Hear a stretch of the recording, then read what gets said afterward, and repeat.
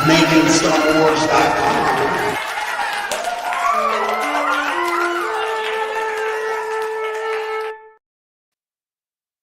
Hey weirdos, I'm Jason Ward from MakingStarWars.net, and this is they call him the mug sniffer.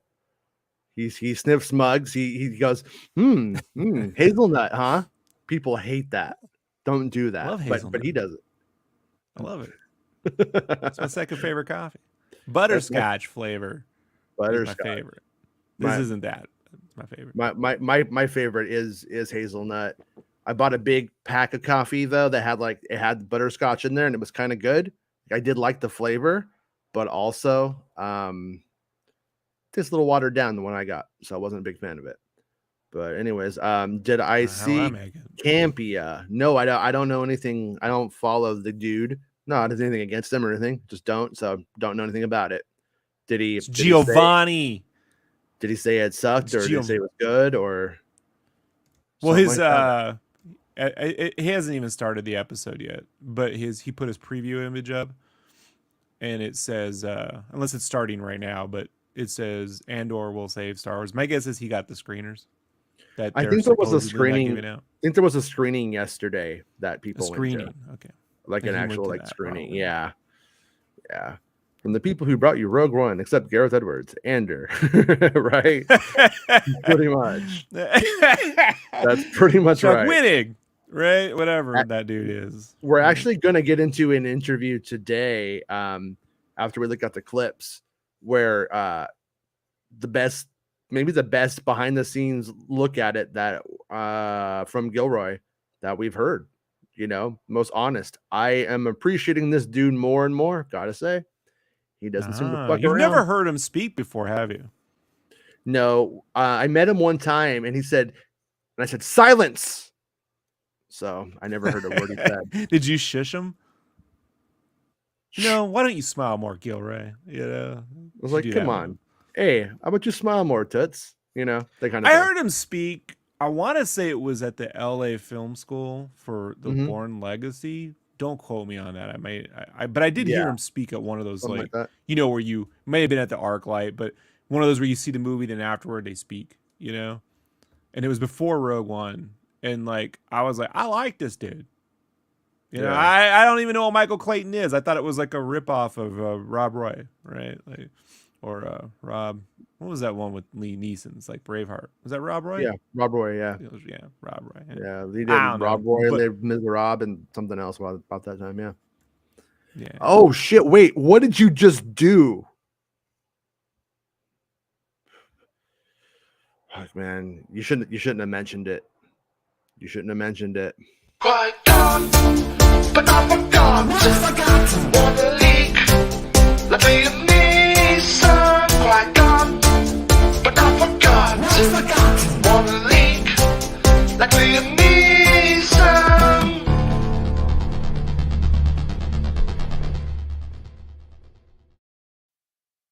I wish it could just have cut and we could stay in frame so I could just dance with it.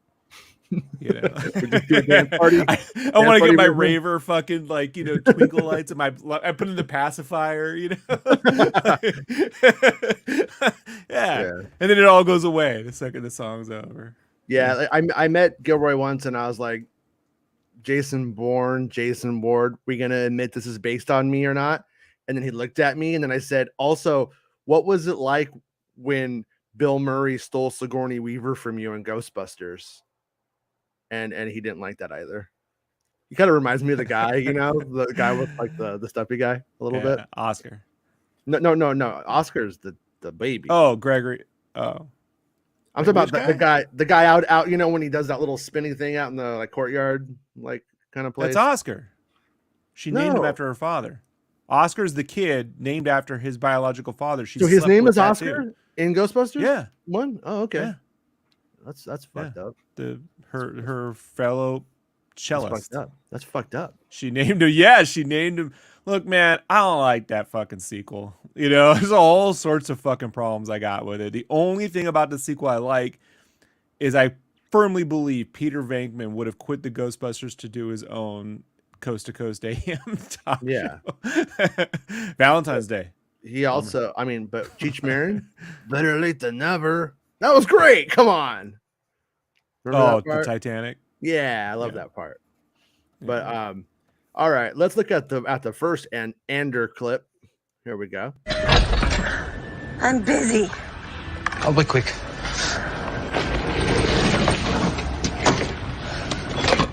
What? Your friend. What friend? The one who buys your secret friend. How fast can you reach him? What happened to you? I fell. On what? A jealous husband? I have something to sell. Don't we all? How soon could it be here? Just planning to reach out at the end of the month? No. This would have to be now.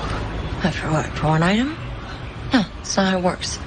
I bundle things before I make contact. Please, come on.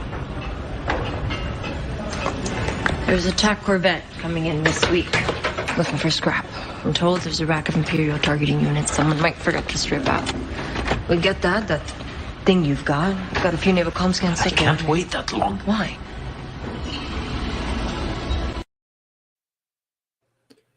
That moment when she takes the mask off, that's so going to be the opening of a TV show, like of a TV show clip from like those one guys who do Larry.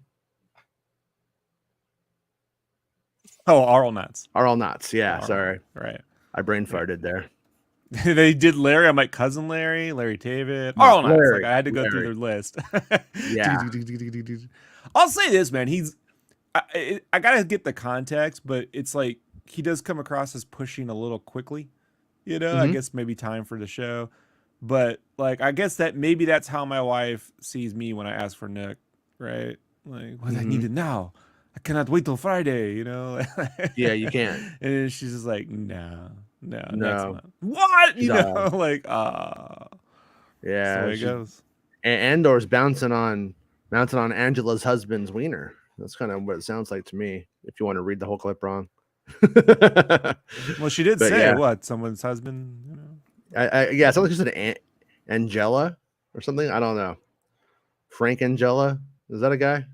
Is that Frank Langella, not Angela. Langella. Yeah, Skeletor. Angela. Yeah. Played Dracula. Show Dick some respect. He played fucking Tricky Dicky. Frost versus Nixon. The clip, you know, good moment. It clearly plays right into the thing with the cube, right? He's got the cube, but he's trying to move it here. And then she's probably going to put. Actually, I know she's going to put him in contact with Luthen. So this is how we get to the other clip, basically. Yeah. The problem with these clips, man, is I suspect this show is not. It's not like trailer shots, you know, over and over. So it's like all these clips have context that exists before and sort of after in a way. So when you kind of take them out, it's like, all right, I saw that.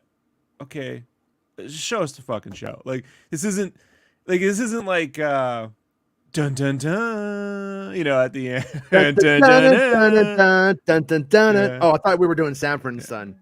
Yeah, look, we're always doing Sanford. It's BMO. It's BMO and Sons. BMO and Sons. BMO, BMO, B2 emo. Whoa. Yeah, I like it. B2 emo. I did it. Yeah. I got it working. I think you need to download the MIDI to Sanford and Son and just start freestyling over it. I don't know how any of that works. Music eludes me. But yeah, I mean, no, the one of the things that I have now heard a few times is there's like 3 episodes and there's really not action going on in it in the show. It's not an action-based show. Like it's like a speeder bike moment with Luthen. Like kind of, you know what I mean? Like that's what you're going to get. So I think a lot of Star Wars fans are going to watch this and I think they're going to say it's boring because they're waiting for the sequence. They're waiting for the. So. I don't think so, because they've been watching that Lord of the Rings show for the last 3 weeks, and they've been tempered. Dude, just wait for it. They all. Yeah, people aren't being very kind keep watching to it. I don't know. I have no idea. When it comes to Star Wars fans, it's always weird. You're all a bunch of weirdos. It's always like it's a hard read. I don't want to ruin the interview. But... Oh yeah. There is stuff coming. Okay, so there's like 2 more clips that came out. Here's the next one's like a 30-second one. We'll look at it now. The Empire has been choking us. I found someone I think can help. In 1 week, Cassian Andor. comes the next Star Wars event How do you know about me? you won't want to miss. The time has come to force their hand. At what cost? Everything! Hang on! Star Wars Andor 3-episode premiere. I'll say this, though. If he's able to build real tension when there is an action sequence, right? However minute it is, it'll play better than just insert random action sequence because it's Star Wars, you know? So. Yeah. Well, I mean, obviously you can make assumptions that are wrong all the time with Star Wars, but I mean, the guy who does the Bourne movie, I think, is going to know how to even tell somebody else how to go and make that sequence work and tell them when it's not, do it again. Or what, you know what I mean? And seeing dailies and being like, no, I would imagine. I think that's like on one hand, it kind of sucks that we don't have Gilroy directing on this, but there's my ride. But also the Gilroy police. There's a Gilroy, the Gilroyds, but they he's gonna tell people, he's gonna tell his directors obviously when they're shitting the bed and when they're not, I would think. But at the same time, like, yeah, I'm really am curious about this like experiment. You know what I mean? About what this show is. And part of me was hoping they would already be in the filming of the second round before fans couldn't, some of us are the lowest common denominator. We just have complete shit for brains. You know what I mean? Admit it. I do. I know. Yeah. Yeah, mostly Rob. I know. Guy, let's just put some crayons in his hands and let him doodle. Coming out my ear. Everybody has their genius. That's what I say. But I mean, look at my background, Jason. You know what I'm saying? It's Killer Clown Day. Yeah, that's what I'm saying. Yeah, but anyways, yeah, I think that it's going to be divided. Because it's always divided, though. Even when, to me, Star Wars is pretty much perfect, it's fucking divided because you just can't. It's just the fan base is too big, and it's just not homogenous. So it just ends up being, what it is. Are the big boys and girls though going to be on board for it in the big picture, or is it going to be too slow of a burn? Because you can do that. You can do where like the burn is so slow that when it finally comes to pay off, you're like, did it pay off though? Did it really? I'm kind of struggling to find an example of that because I think I usually quit before I get to the part. I'm like, yeah, I know it's coming, but fuck, I don't care now. But there could be too much burn, bro. That's why I walked out of Sonic too. I'm like, this is too much. It's too much for me. I mean, because you end up where I think Star Wars either goes this way or it ends up going into just Mando. Here's the thing where he walks into the room and then, we got some more trouble. And then he deals with the trouble. And then he goes about on his grander objective of his occupation. Like that's kind of what there's nothing wrong with that for Mando, but there's something wrong with that for a whole entire franchise where anything can happen, I think anyways. So let's look at the next clip. This is our final clip of the day.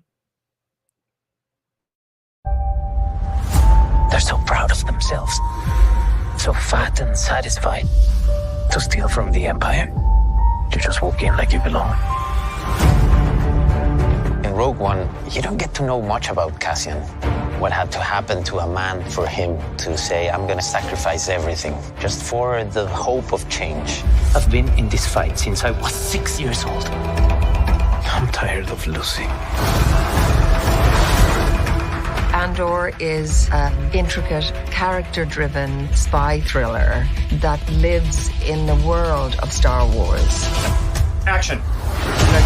The show is a prequel. It rewinds back 5 years from the events of Rogue One. Small acts of rebellion are just spontaneously happening all over the galaxy. It's about people in a very potent moment in history. I came looking for something and I think I found it. The scale of a project like this is really big. Andor is unapologetically ambitious.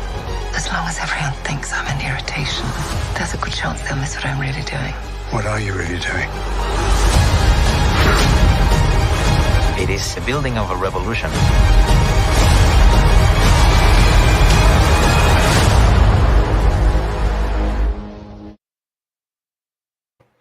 Looks a little Ed Norton-y in that shot, doesn't he? When he's pouring shit. Did you see the like town with everybody like lined along the sides of it, of the street? Sure. No, well, there's like a shot with that, and I was like, is that from the story or no? And really quickly, Violet asks, is Vader in this show?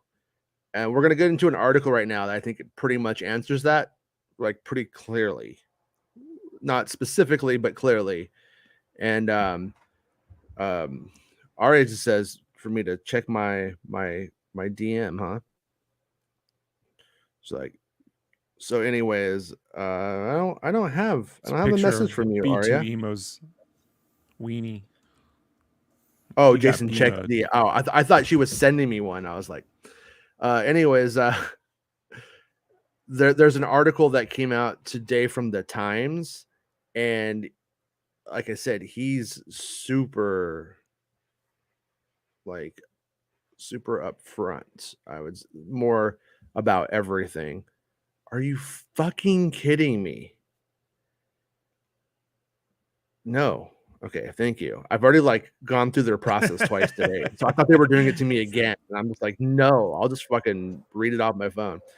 So can Tony Gilroy bring Star Wars hope to new hope to Star Wars? The Michael Clayton and Bourne legacy filmmaker returns to the world he helped establish in Rogue One with the new Disney Plus series Andor. And look, there he is. Look at him. He's like, yeah, I did that. So it's a strange time for Star Wars. So by the way, I did appreciate Dave Itzkoff's intro here. There was no fucking this is the droid you're looking for bullshit.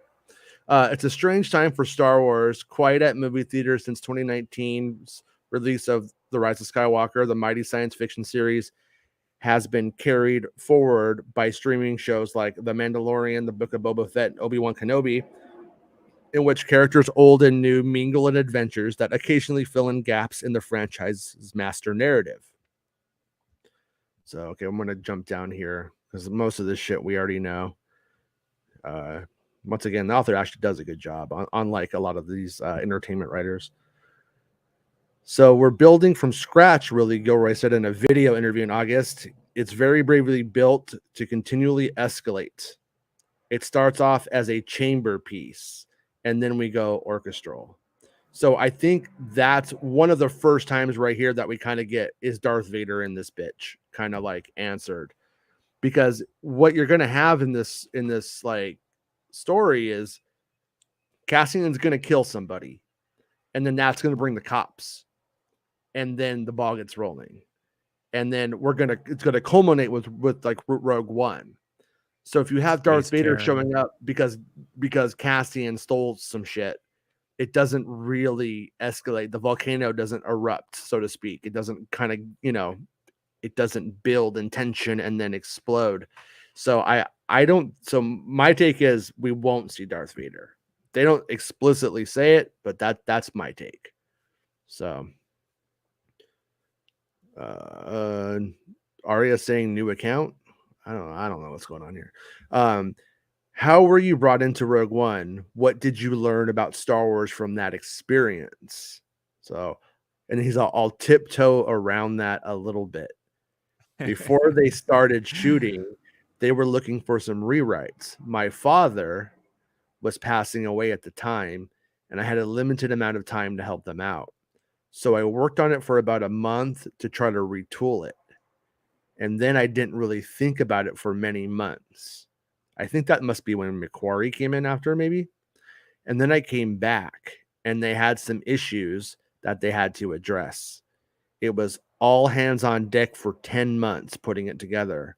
My learning curve on Star Wars universe was very steep. And when we finished, it was a very exciting ride, and everybody was very euphoric about the possibilities of what you could do next. So he comes on board. His father is ill, so he can't be there for the whole thing. Leaves. And not ill like he's fly. He's dying. He's not like the Beastie Boys. Not licensed to ill, like actually ill. Yeah. And then he ends up coming back, and then I'm guessing he comes back for the final polish and directs the reshoots, which were about 40%. Pablo Hidalgo, you stupid son of a bitch, lying piece of tweet deleting shit eater. That said, I'm not bitter about that bullshit, but having all of these mouth breathing fucking idiots on Twitter who want to suck Hidalgo's cock, going, "You're wrong, fuck off, you flying fucking turd." God, what a shithead. You know what I mean? Fucking cunt. I was gonna say, now I know what my alt YouTube account name is gonna be. Tweet deleting shit turd. I like it. Well, he fucking straight up lied for the corporation. Fuck him. You know what I mean? Fuck him. I would lie for the corporation if they're paying my bills. That's the thing is he's and good for him, but he's made them believe that he's the only one who knows what he knows. I'm the only one who knows what I know. Yeah. No, but I know a lot. Say I'm the only one who knows this stupid shit. But it's one of those things where no one is bigger than Star Wars, more powerful. No one knows really. He has stuff about like the prequels because he was there during the time. Not gonna, I'm not knocking the expertise. I'm just saying it's not as fucking rare as you would think. There, you know what I mean? There's right. It's not that amazing, but they sell it as that, and I think he believes it as well. But once again, I'm perfectly cool with, hey, if I'm wrong, mock me, but when I'm fucking right, don't call me a fucking liar. I'm that's just so fucking dead. 20% of my show is just mocking you because you're wrong, Jason. That's what I do. That's you. No, what did you realize you could do with Star Wars? Ask the failing New York Times. He says, yeah, something else he's wrong about. They've been failing for over that guy's presidency. We need that. Okay, it's a host organism for anything, really. After Rogue, with all the endorphins that were in the air at the moment, I remember having a conversation with Kathy, and she said, "We can do anything." And I would say, "What do you mean by anything?" If I wanted to do Inherit the Wind in Star Wars, could I do that? And my God, we could. We could do a hospital show in Star Wars. How many beings exist in that galaxy? All those plumbers and farmers and anesthesiologists. I just fucked that word up. And they all have lives in a real place, or is it some phony thing? It's a real place, and we can do real things. Then it has the added advantage of an audience. Inherit the Wind, by the way, is the movie about it's like a law case. Pocahontas. No, and she says that raccoon. That's all the dreams in the wind. That's your dreams in the wind, dude. God, dude, you got to feel that. No, it's about it's about a teacher who's teaching Darwin. And can you teach Darwin? This kind of thing. You know what I mean? No, not in Florida. Case. In Florida, you have to have a military man to be a teacher. So several of the films you're best known for are very human. This guy. And decidedly, this guy, Earthbound. This guy, you don't want this guy teaching your kids. Yeah. Son of a bitch. Shit. What appealed to you about a big, expansive science fiction universe franchise, science fiction franchise? The experience on the show is imaginatively maximalist of the highest order. It gets into character, behavior, and plots that are complicated and as real as anything I've ever done. It's the opportunity to have things really huge canvas without a filter. And the buy-in is adhering to the canon, keeping the fan base. Well, it's hard to satisfy everybody. That's a real education in itself. The fan base, you look at it monolithically in the beginning, and as time goes by, you begin to realize that there's the Shiites and there's the Sunnis, and it's all over the place. But I'm not writing down in this show. I'm writing at the very top of what I can do. So I like that. Robert Rodriguez. Oh shit! Yeah, you're not wrong. Yeah, Robert Rodriguez wrote and Favreau wrote down, and he's riding up to the top of most of the Papamost. And you know, are we the Shiites or the Sunnis? I don't know. I don't know what we are. I don't know. I think we're the shits. We're the shits. We're the shits. Yes. We're the shits. There's the Shiites, the Sunnis, and the shits. And the shits. That's us. Yeah. Like so it. yeah, but I think that is a clear understanding of the reality in which the show is going to be released. You know what I mean? Everybody's in the same stupid religion of Star Wars, but at the same time, no one is going to agree. They're going to be diametrically opposed, almost no matter what you do. So he's like, "Fuck it, I'm not going to write down."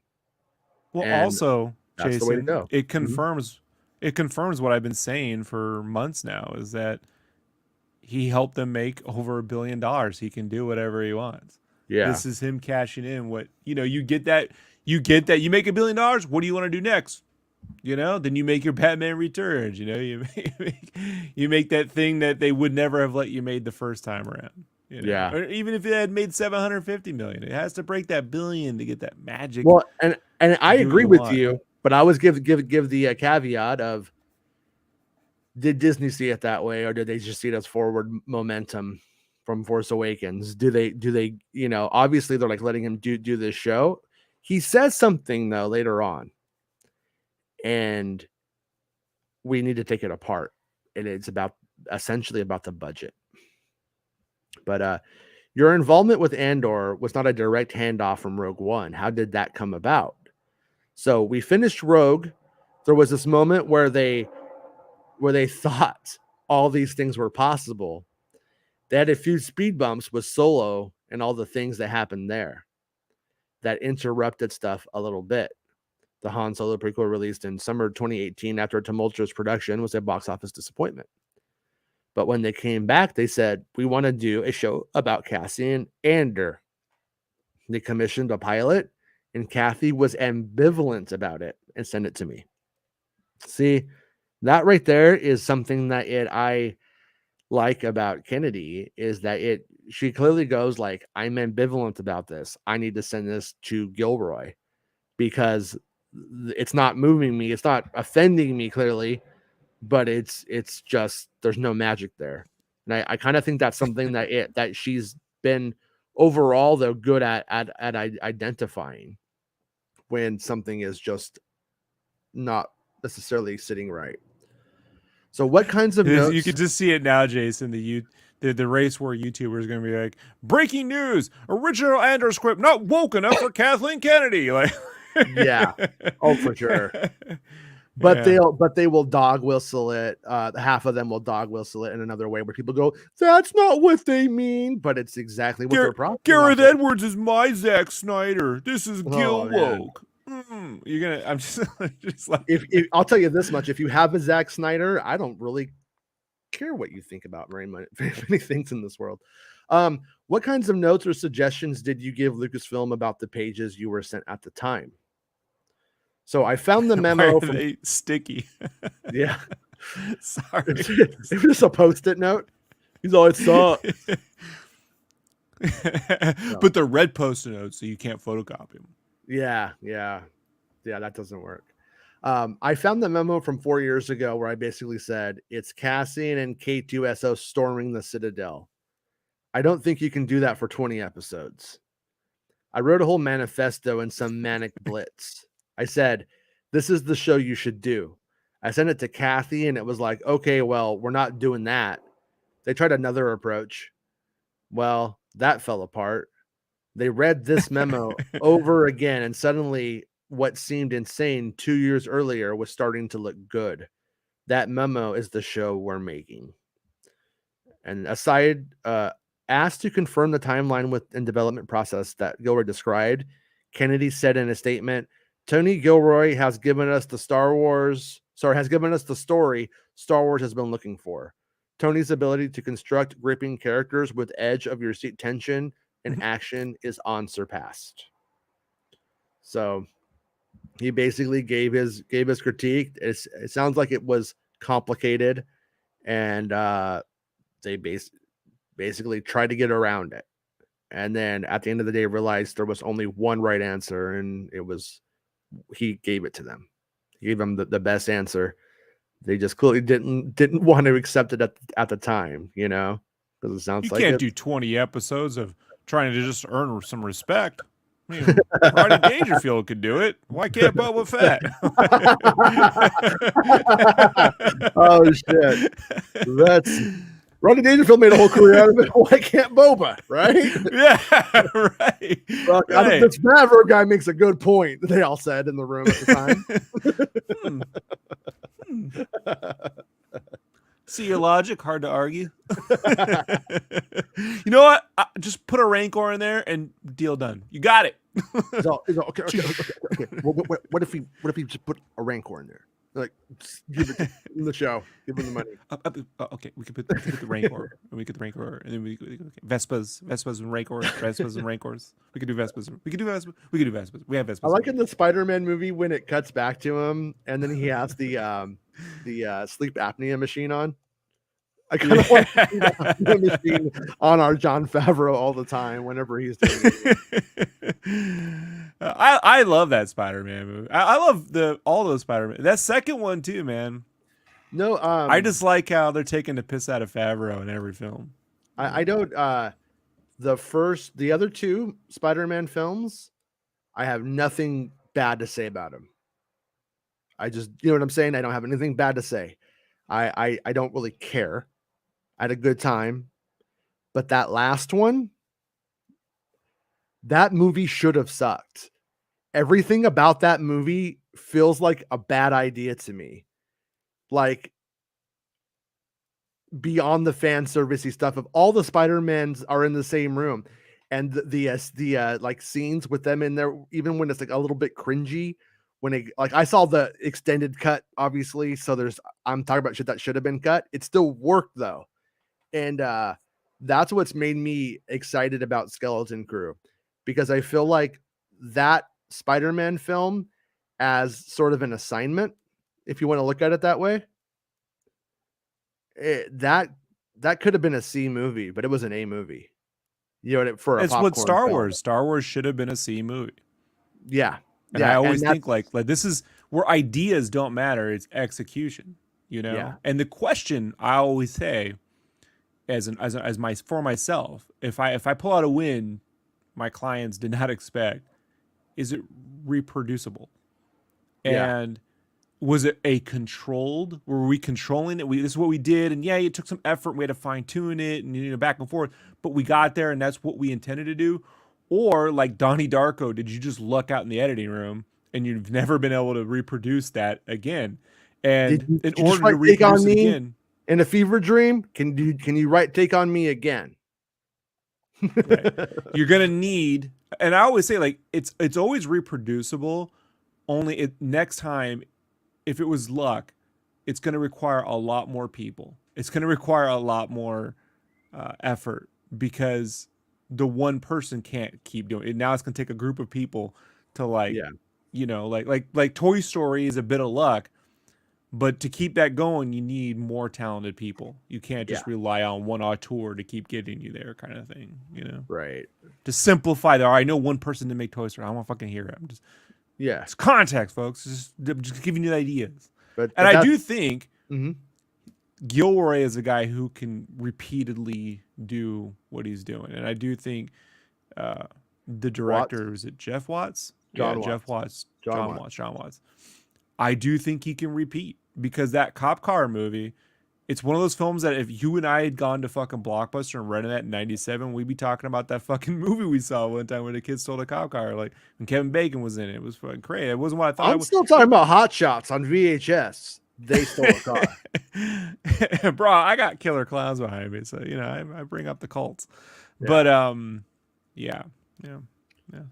But they're good, and I think that what's crazy is forget whether it made a lot of money or not. It's irrelevant. Yeah. I do think like when Spider-Man the second one came out, people were bitching like to no end. The haters were bro, all those films, whether you liked them when they came out or not, all get better. Watch them 3 years later, they're even better. And it's not like a hindsight 20 years. Oh, well, it got better because I was 8 when I saw it. No, it's not it at all. You're appreciating it more as an adult. And if you get, it's like, there's a group of people, bro. They can't stand that the new Batman movie isn't action figure enough for them.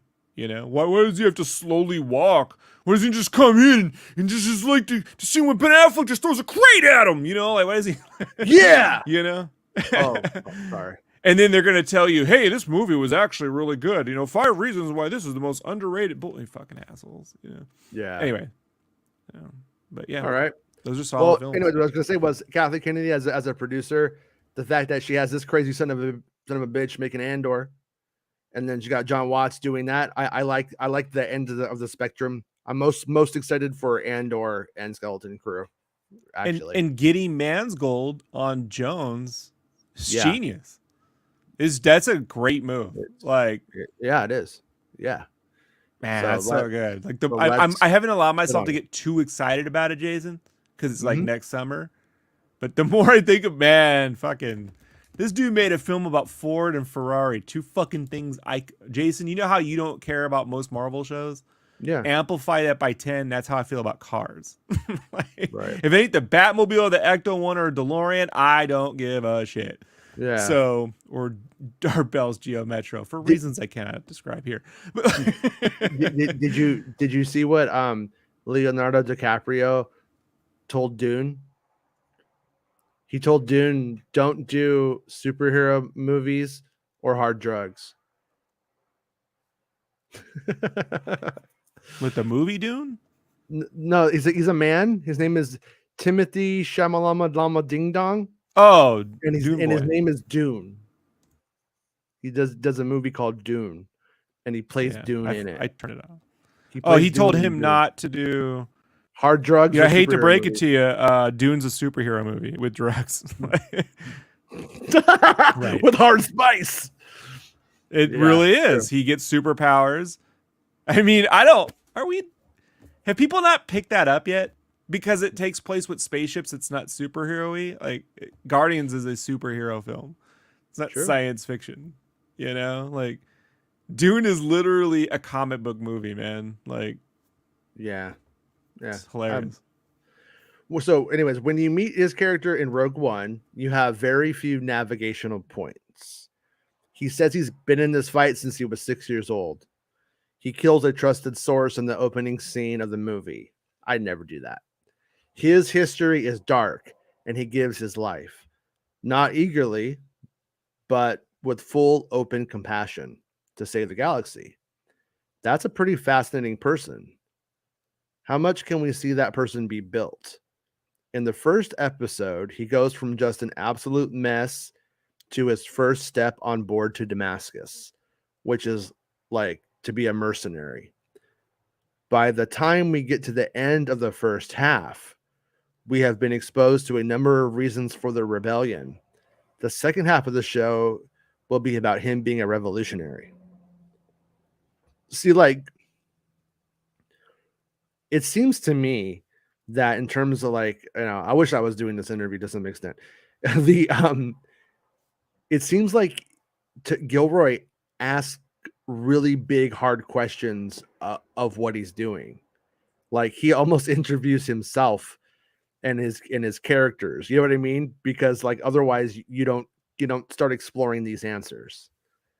And that's once again, I'm not trying to put Star Wars against itself, but like the Mandalorian's never going to ask that of any question in the realm of that depth of itself.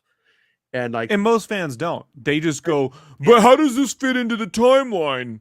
How does this fit into Book 7 and Marvel issue 22 and episode 4.5 and Clone Wars season 3, 4? If it doesn't fit right in there, then it just broke the plot. Why are the Bomar monks there, Tony Gilroy? Fuckhead. They can't be there because in the Bomar monk issue 7, they clearly were off away on a fucking monk retreat to Joshua Tree. Like this is the problem I have with like, and I've always had with fans. Like I'm a fan of Star Wars, man. I got a lot of nerdy Star Wars shit. But like when they would go, oh, you don't understand. Like in the Courtship of Princess Leia, I'm out. Time out. Yeah. Time out. Don't ever reference that fucking that kind of stuff would always offend me when it wasn't like in relation to George Lucas. It's just like, no, we're not gonna talk about that with George Lucas. He doesn't know, doesn't care. But from what I have seen so far, there's no obvious efforts in Andor to include the marquee Star Wars characters or to mention their exploits. Was that a deliberate choice on your part? Like I said, the galaxy is enormous.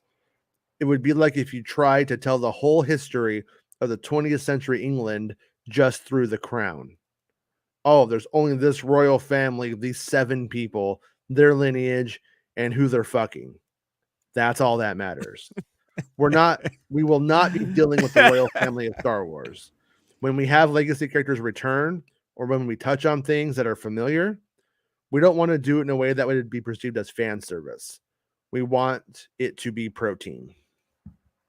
So that is the way to be, man. Like I said, he's saying all the right things. Yeah. And then right here we have him saying, Diego, if you do this, we'll buy you some new clothes. And Diego's like, thank you, sir. Thank you. Can I get them from the Star Tours gift shop? I mean, in this picture, he looks like he's going to do ayahuasca, and he's like, so this is really, I'm gonna throw up, right? I'm gonna get real fucked up, right? I'm gonna see some crazy shit, right? And then Diego's like, oh yeah, man, just give me $3,000. It's like I did this with Robin Quivers last week. It's all good. Don't worry.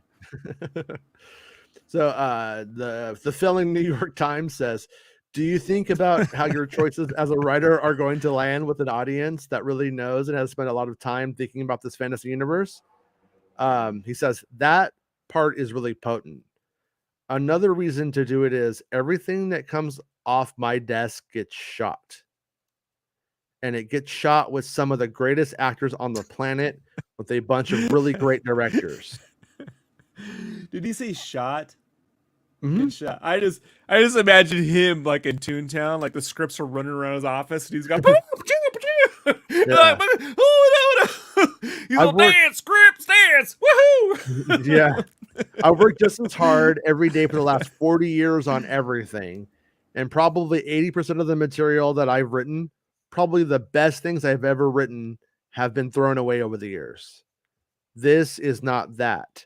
It's 650 pages of shootable script for the first part, and I'm so in the zone. To be old, not old, but I'm, and then they jokingly say seasoned. Yeah, I'm seasoned. To find myself at the age I am, and it's a good feeling to write. That's an exciting thing. So, sounds like he's hitting the mark for himself. He laments this idea that he's had to throw away 80% of the material he's ever written, and it's good, his best stuff. And then he's saying here he has 650 pages of shootable script, and it's on. That's nothing. Jason, I've thrown away 80% of my marriages. So, what does that say? Doesn't say anything. Doesn't mean you can write a Star Wars. Yeah. And right.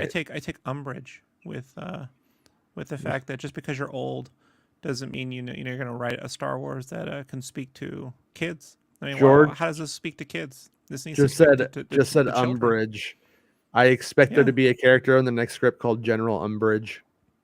Oh well, I know. I just got done watching all the Harry Potters with Jet, and I'm a little, I think they might be onto something. I might do Wizards next. I haven't done Wizards yet.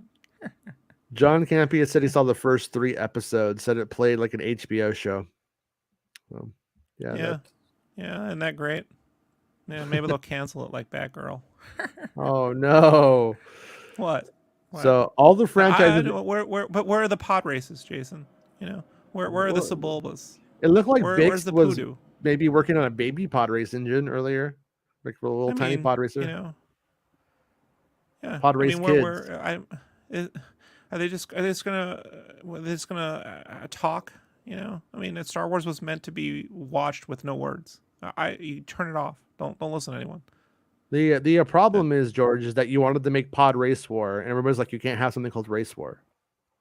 Oh, hold on, that's good stuff. Write that down. Pod Race. All right. Well, I'm gonna get experimental films, Jason. I'm off. Peace. Roland says, I saw some of the people at Film Threat got the first 4 episodes or something like that. Yeah, I feel like everybody but me got it this week. Everybody but me and Beth Ben. That's how I feel a lot, if you know what I'm saying. All of the franchise's energy seems to be in streaming TV right now, and how audiences receive Andor will probably have a big impact on where Star Wars goes or doesn't go next. Do you feel the weight on your shoulders? And he says, it's nuts. It's a huge, this part's interesting. It's nuts. It's a huge gamble on their part. Everybody's gambling. A lot of people are doing things for the first time now. I don't know how to sell something that's 12 hours long. You used to go out and sell a movie and you knew how to do it. Here's my movie. People watch it. You can talk about it. We can't really have a complete conversation, you and I, about this show until Thanksgiving. You're going to have a billion, and then this is where it gets it. You're going to have $1 billion shows. These are aircraft carriers. I'm commanding an aircraft carrier. Lord of the Rings is an aircraft carrier. Some of them will sink and some will float. Will they keep building them? I think it's inevitable that we'll keep going. So, is that him alluding to the idea that this is in any way in the same league of budget as Lord of the Rings? Because Lord of the Rings is we don't really know how to read the budget on Lord of the Rings entirely. I think it's somewhere around $750 million, but then people estimate that they paid around $200 to $250 million for the rights. We don't know if the rights are included in the budget. They're usually not, but they seem to be acting like they are. So let's just say Lord of the Rings is a $500 million aircraft carrier, if we want to lowball it. So does that mean that the Andor show is around the $500 million mark? Are they really going that way? Because I kind of don't think so. I think they may get contorted into that idea.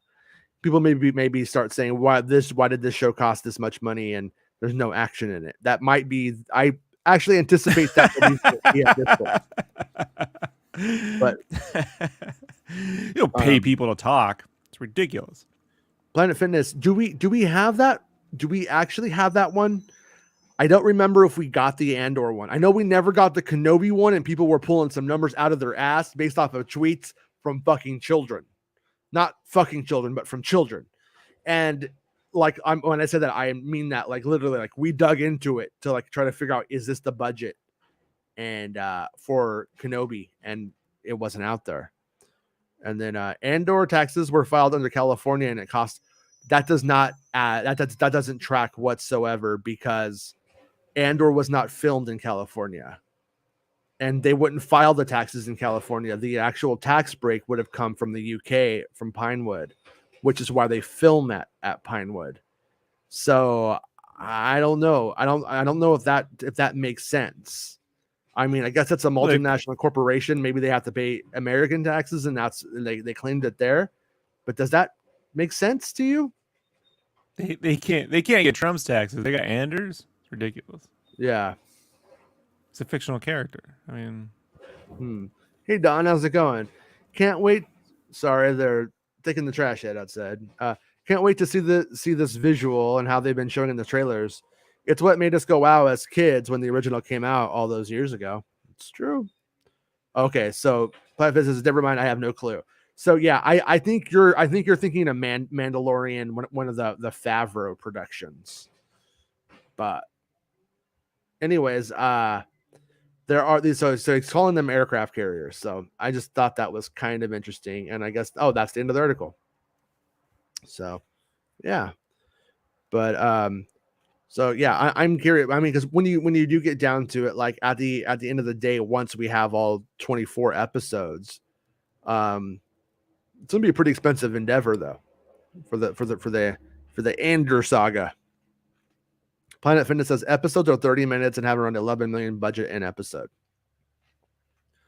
So yeah, most of the episodes are in that like 35 to 40 minute range, overall. Like that's the average episode length, which is why they're giving us 3, because I think they realize that without having those action moments, you're gonna really need to get us kind of hooked to keep us watching, or to keep the general audience watching and interested without having audience fall off. Because a lot of times you have shows that are good, like Lord of the Rings. I honestly don't have a problem with the first 2.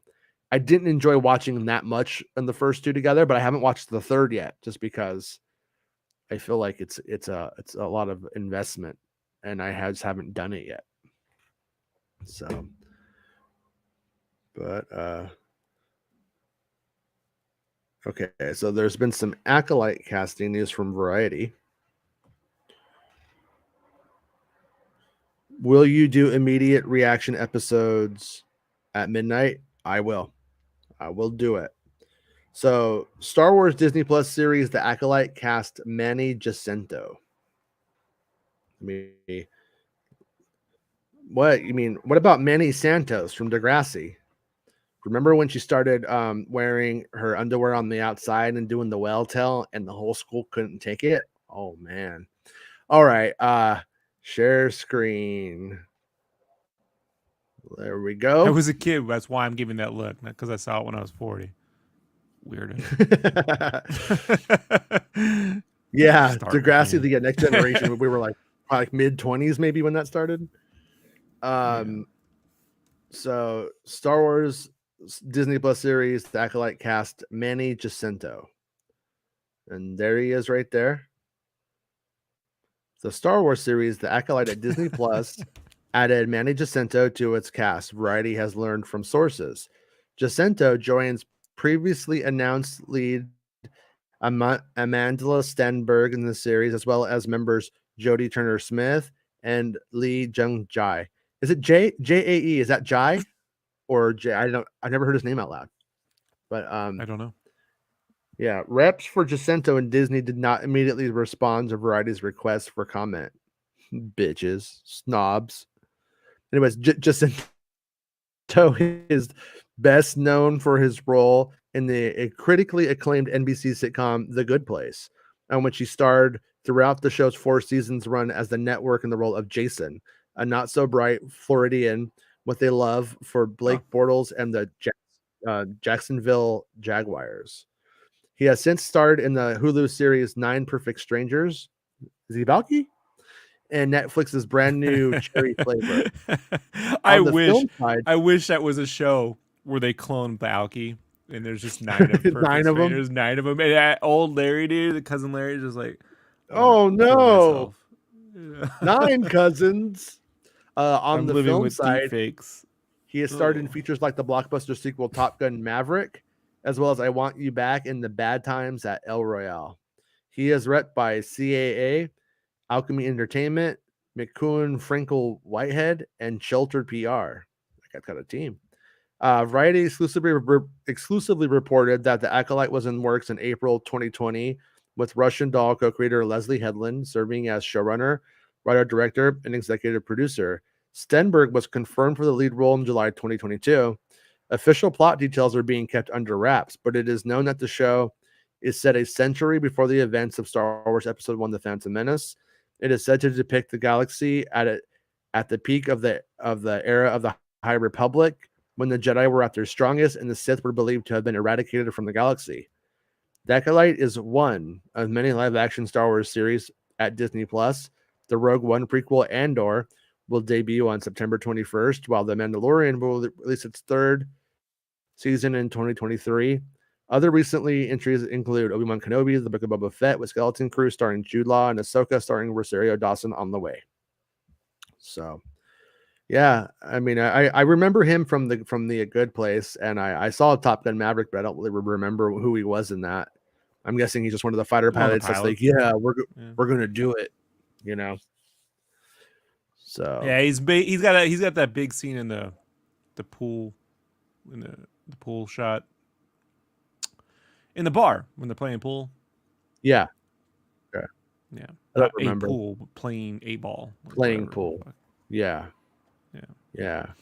He's a shark. He's the one who tells Maverick, "Oh, I can't play pool." And because Maverick was in that other movie where Maverick played the pool guy, and then he tricks him. Yeah, and then it's all a callback. I remember now. Aria says, "Oh my God, so they have hired only non-white people. I'm offended." Right-wing Star Wars YouTubers. Oh, that's coming. Yeah, I mean, it's definitely it's gonna have that like it's gonna have that like what's that show? The one that we just had with all the animation stuff. Visions. I think it's gonna have some of that like Visions flavor to it. Remember, Leslie Hudson was talking about like sort of like Japanese animation and what she was mentioning wushu movies and shit like that. So I think she's like going for a certain like look and feel and tone. So I think that's cool. But yeah, like just to kind of go back to what I was like saying earlier, like the fact that the two things I'm the most excited for in reality are Skeleton Crew and Andor right now. Like if I could watch if all of these were done and in the bag and they said you can watch whichever one you want, I would watch Skeleton Crew right now. That's like that's the one that I'm like sort of just the most like curious about, you know, and like intrigued about or whatever. But I like how all of these shows don't feel like the same thing. Like all of these shows are so drastically different when you take Mando and Kenobi, Boba, Acolyte, Andor, Skeleton Crew. Like they're all doing very different things with Star Wars. And it's that kind of that thing that Gilroy was talking about in that interview with the failing New York Times, where he said, like, we could do anything. Like that's what's rad. You know what I mean? Though the fact that they're actually doing it. And that's not even including like stuff like Visions that Don just brought up. That form of anime is so much for my eyes. So it was hard for Don to watch. Don wasn't into it. But and Jedi Chris mentions Tales of the Jedi, and it's like that's just like animation stuff. That's like even like almost like an aside from what they're doing on television. So I am looking forward though to the future when we get past this little weird era that we're in and we have all of this kind of shit hitting TV. Jason, and we have films, you know. I was told Disney doesn't know what to do with characters that already exist. They only know how to do with can only work with new characters. So why is everyone looking forward to Tales of the Jedi?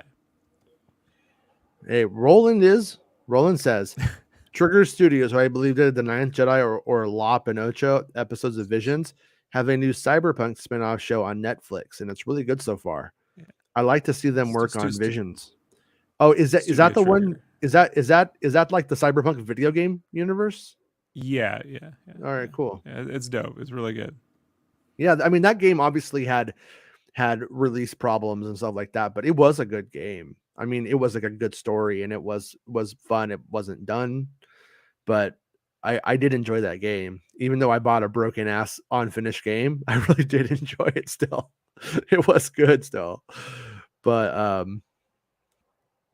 How did Tales of the Jedi outperform all of the trailers with more views by a mile? Says Arya. Santa's been leaving it on a loop. Well, a couple of things. I mean, like, they didn't release the Indiana Jones trailer, which was the real thing. They released the Andor trailer that was a fucking rehash. Like, I was sitting there in the section with all of the journalists, you know, from all of the big outlets, and like all of them were like basically going same shit. That's what they all said. Like it didn't get, you know what I mean? Like big outlets weren't going to cover the Andor trailer that they just released because it was the same shit. So that hurt it. But on top of all of that, you basically you need that push because the YouTube algorithm, I'm sure it's favorable to a corporation like Disney and their accounts. But at the same time, it doesn't necessarily mean that it's going to get like pushed or that it's going to catch in the right way. So, and as we know, trailer views equal quality. There says all of the shows are different. Tell that to Mark Ruffalo. But I don't know. What does that mean? I don't really follow the Marvel stuff enough to understand. Planet Fitness says Arya because Mando trailer was a teaser trailer and most people already saw it at Celebration. And that was the other thing was that it had already kind of been out.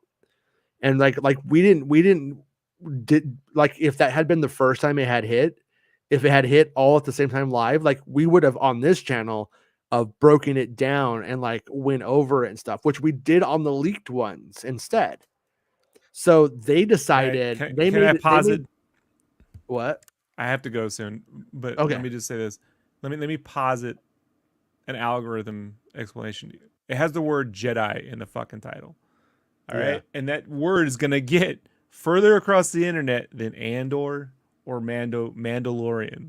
I'm just telling you right now. If they called the fucking show Lightsaber, it would have the most views. I'm just telling you right now, folks. Like, it's how this stupid thing works. Andor, Jedi helper. Seriously, like it's just how it works. How about Andor, the Jedi fluffer? You know, it kind of like gets it ready with Luke Skywalker ready for the Death Star. All right, well, I gotta get going, folks. Get the fuck out of here. See y'all next week or tomorrow. Is today Thursday or Friday? Today's Thursday. Right? Today's Thursday, you fucking idiot. See you tomorrow. I'm out of here. Bye. Get the fucking fuck hate out you all. Fucking go. Fucking I'll make it all Johnny. Fuck you people. Don't look back. Don't look. Just fucking go. Don't look back. Don't look back, Anakin. So, anyways, yeah. So that's why. Jedi Chris says, I know Taika is versatile, but I'm worried after watching the new Thor, which was trying too hard to be funny.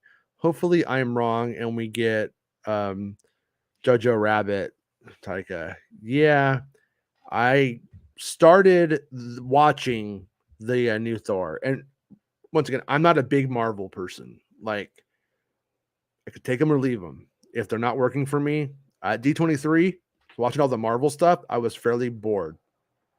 Just to be upfront. You know, my buddy to my left was like, "Oh my god, dude!" And you know, like that's amazing. And I was just like, "Yeah."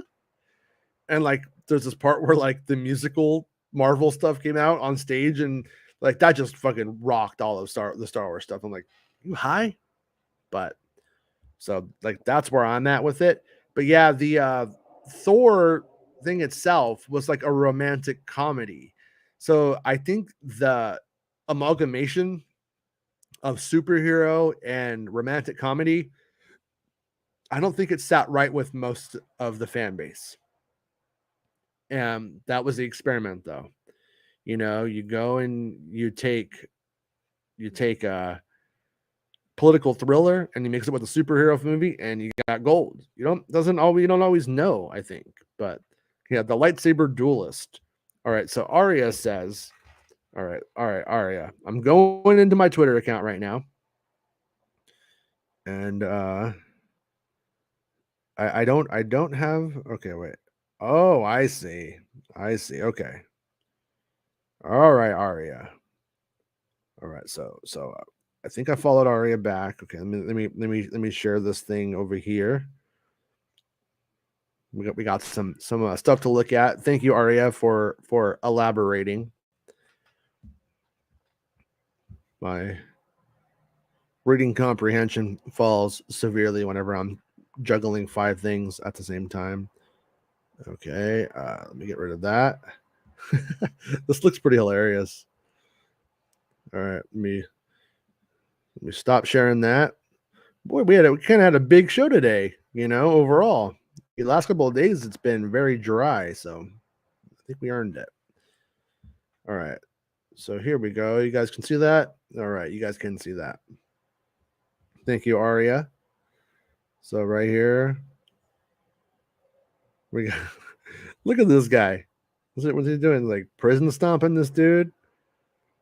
They're like very World War One looking stuff, All right, followed Arya back. There we go. All right, Arya. Just always hit me up and I'll follow you back if that happens again. Anyways, so right here we could see the space cops defund the Empire, is what they're saying. Look, you have a little bar back here.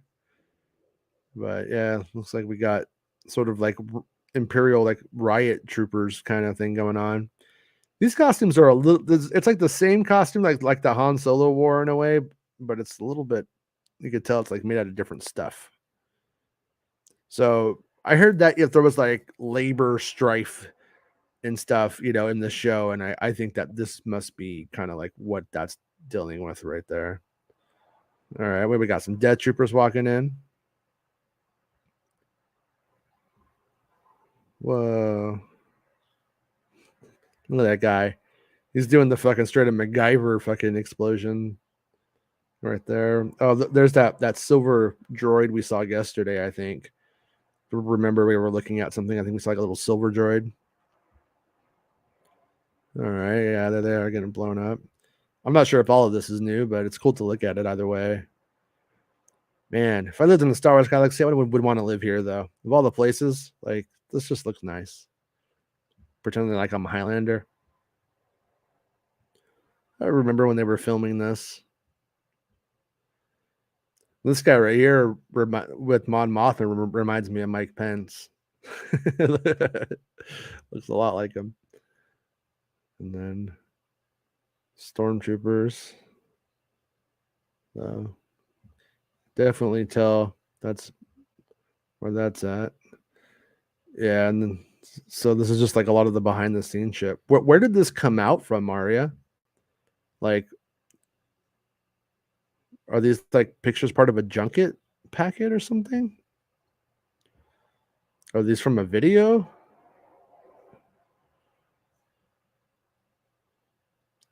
And then every time I see this part, are these other guys rebels too, pretending? Or is that it? Pretty cool stuff, though. Thank you for making sure I saw that area. I appreciate that.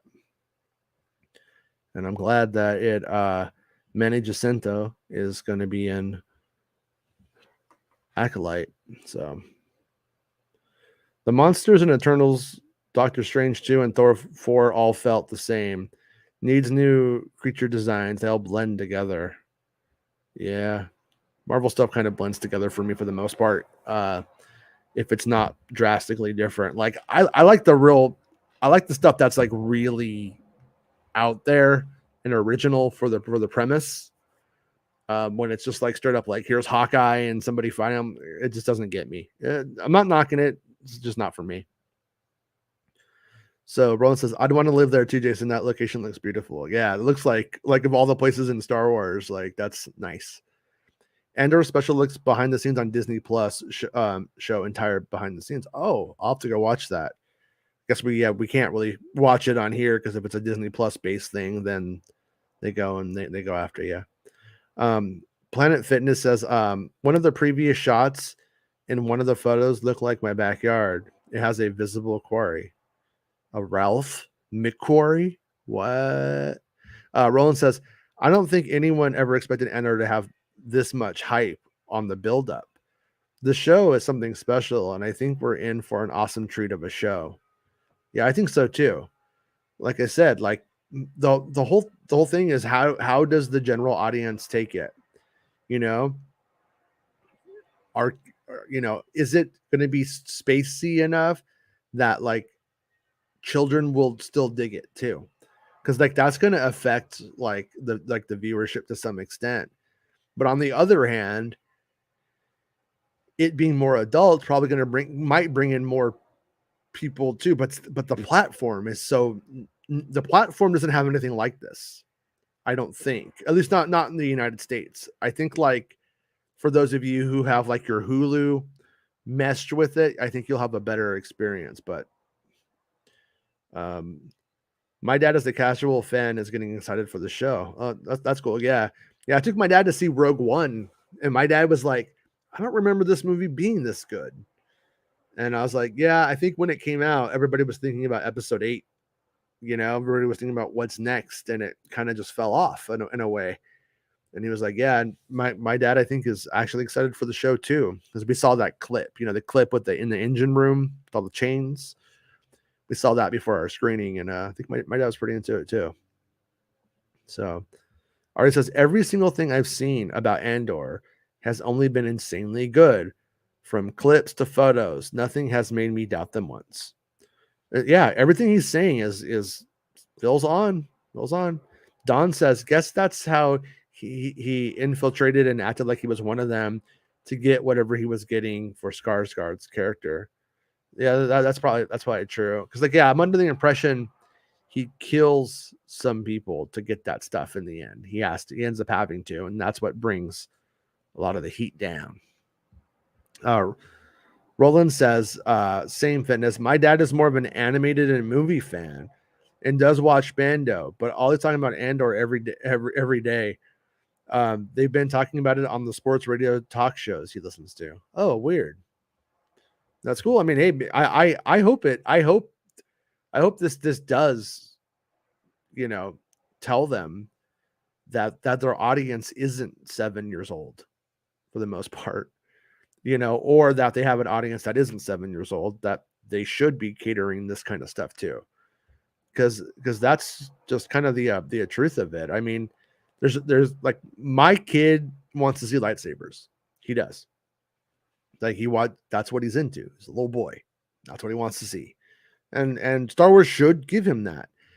But there does come a point where you do outgrow that to some extent. I mean, I'm always going to, enjoy it when lightsabers come out, but it does have diminishing returns if it doesn't have a lot of depth to it. And building this universe how they're doing does feel like the right call. So Planet Fitness says, true, most of us are older than 7 years old. Yeah, exactly. One of my friends from Germany said that in Berlin on the 19th, they show the 3 episodes. Yeah, they're doing something in the UK. I think it's for press, where they're showing 3 episodes too. KG said, God, why am I always so late? Hey, KG, as long as you're here. A Disney event. Yeah, they're doing one. They're doing one in the UK as well. So, but anyways, I think we'll call that a show today. We had a lot of news, and if anything else hits, though, I'll jump back on. And yeah, but what a day! We had a lot of not a news hit for once, so good times. So tomorrow's Friday. That's usually not a bad day for stories either. So I'll be back tomorrow. Normal time tomorrow. Should be 11 a.m. Pacific Standard Time tomorrow. And today I got my kids open house at school, so they get out even earlier than yesterday. So I just started at 10 today. But anyways, thanks everybody for being a channel member, for supporting the show. I appreciate the support, and for liking the video and all that jazz. And I'll see you guys tomorrow. It's the end of the show. Come on, let's go. Hey! It's the end of the show. Come on, let's go. Hey! It's the end of the show. Come on, let's go. Hey! You know you should go. Come on, let's go. It's not about spaceships.